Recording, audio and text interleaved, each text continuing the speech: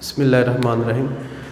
बेटा previous lecture में हमने पढ़ा कि डिस्कवरी ऑफ पॉजिटिव रेज या जिसको हमने नाम दिया था प्रोटॉन रेज, उसी से कुछ रिलेटेड क्वेश्चन भी हमारे पास डेवलप हो सकते हैं कि पॉजिटिव रेज कैसे जनरेट होती है बेटा, हाउ दे आर प्रोड्यूस बेटा, और पॉजिटिव रेज को हम कैनाल रेज क्यों कहते हैं बेटा। ये दो बहुत इंपॉर्टेंट शॉर्ट क्वेश्चन हैं जो हमारे पास बोर्ड पॉइंट ऑफ व्यू से आते हैं बेटा।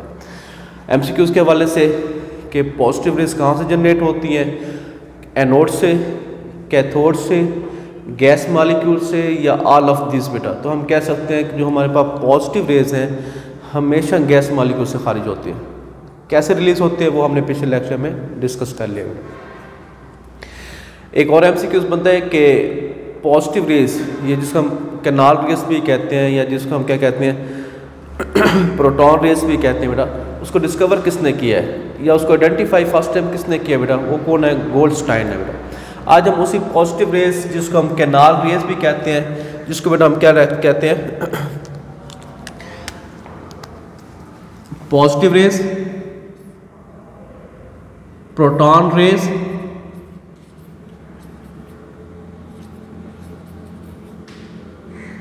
इसको हम क्या कहते हैं कैनाल रेज बेटा।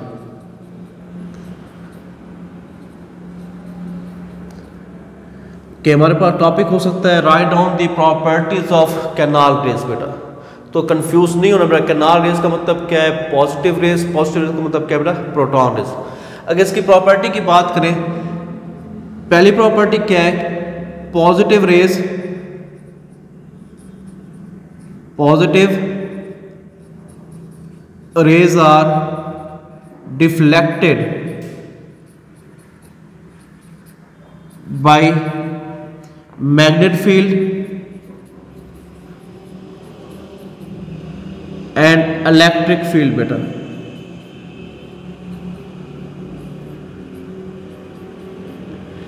कि पॉजिटिव रेज को जब हम पास करते हैं मैग्नेट फील्ड में बेटा, वो क्या हो जाती है, डिफ्लेक्ट हो जाती हैं, बेंड हो जाती है बेटा। जब उसी को हम पास करते हैं इलेक्ट्रिक फील्ड में, वो डिफ्लेक्ट हो जाती है। डिपेंड करता है कि हमारे पास कैथोड किस तरफ है बेटा।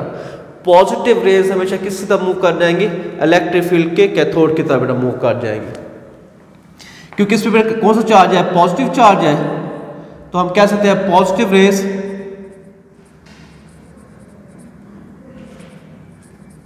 Raise can ionise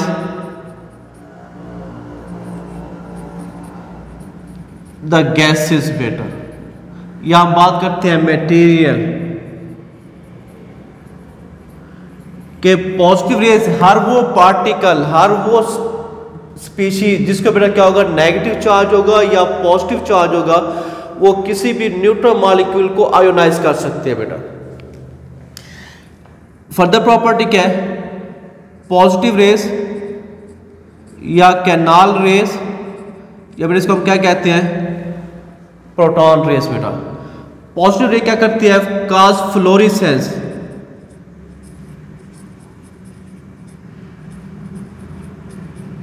when strike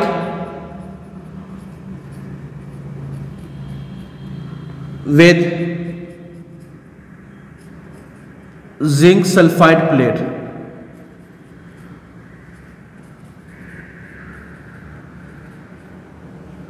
ZnS plate बेटा।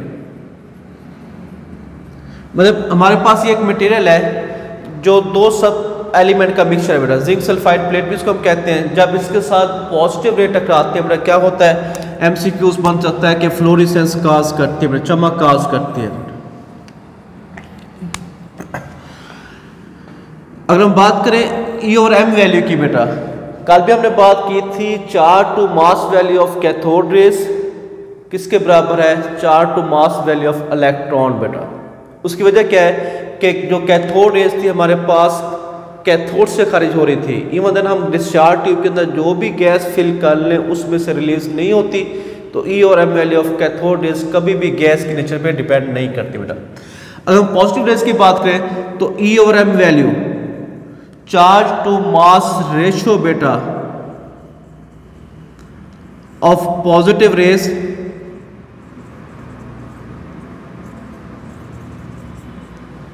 कि पॉजिटिव रेस, प्रोटॉन रेस या कैनाल रेस की ई और M value is always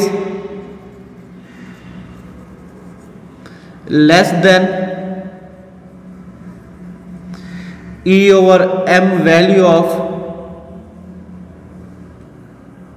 cathode rays. बेटा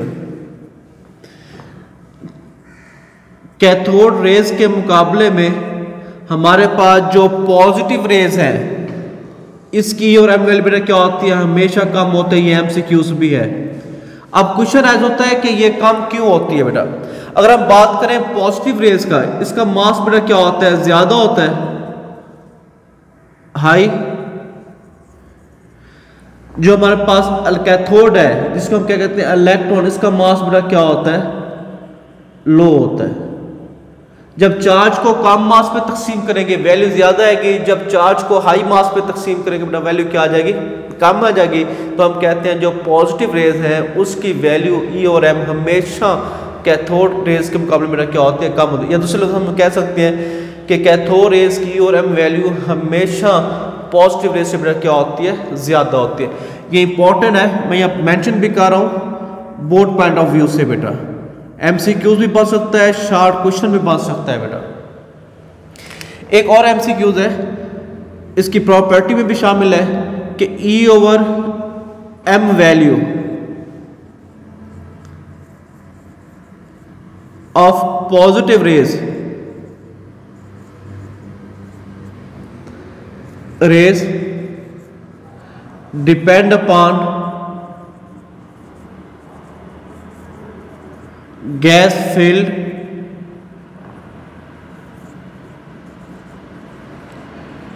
in discharge tube बेटा।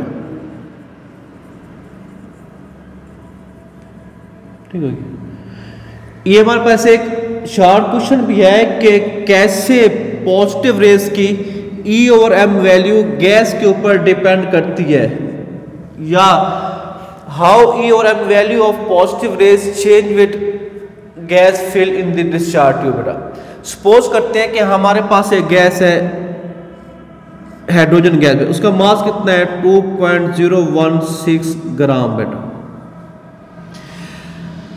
समझाने की बात कर रहा हूं कि डिस्चार्ज ट्यूब बेटा उसमें हम डिफरेंट गैसेस फिल कर लेते हैं। एक एक्सपेरिमेंट में मैं क्या करता हूं, गैस हाइड्रोजन फिल कर लिए।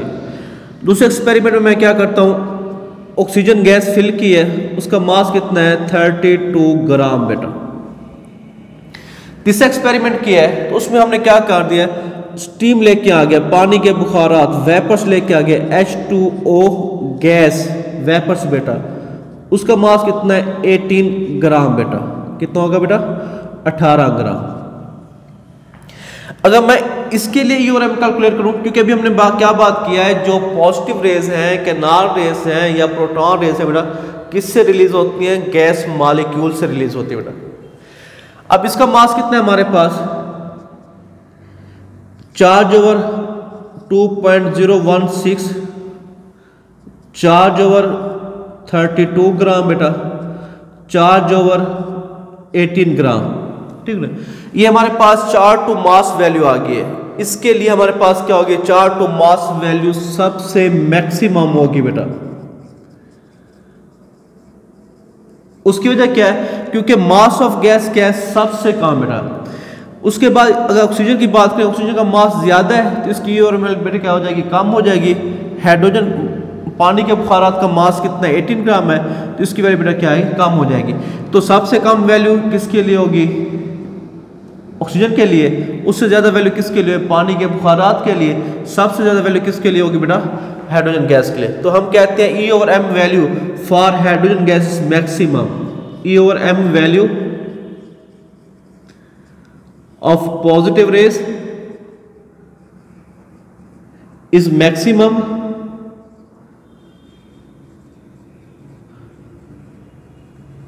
For hydrogen gas. बेटा उसकी रीजन क्या है बेटा, कि जितना मास कम होगा उतनी वैल्यू हमारे पास क्या आएगी, मैक्सिमम आएगी। जितना मास ज्यादा होगा उतनी वैल्यू बेटा हमारे पास क्या आएगी, कम आएगी। बेटा अभी मैंने बात किया है कि प्रोटॉन की EORML बेटा क्या होती है, कम होती है किससे, कैथोड से। अगर हम मास का कंपैरिजन करें, मास ऑफ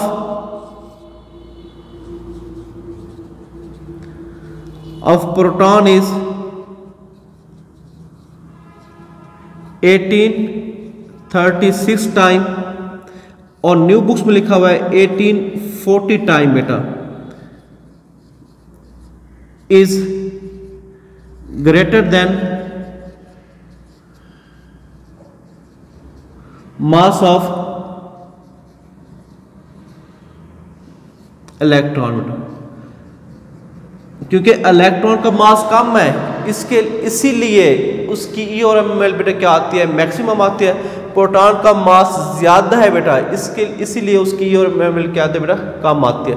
तो ये हमारे पास एक MCQ भी जनरेट हो सकता है, और ये इंपॉर्टेंट बेटा प्रॉपर्टीज़ हैं, इसको आप अच्छे से तैयार करना है बेटा, शॉर्ट क्वेश्चन के लिए बहुत इंपॉर्टेंट है। नेक्स्ट जो हम पढ़ेंगे वो हमारे पास है डिस्कवरी ऑफ न्यूट्रॉन बेटा। डेली का काम डेली आपने करना है। अगर पीछे वाला लेक्चर तैयार होगा तो अगला लेक्चर हमें लर्न हो पाएगा। तो मेरी आप तमाम बच्चों से रिक्वेस्ट है, जो चीज़ पढ़ाई जाए उसको डीपली देखना है। कोई क्वेरी हो, कोई क्वेश्चन हो बेटा, आप लोग हमें पूछ सकते हो।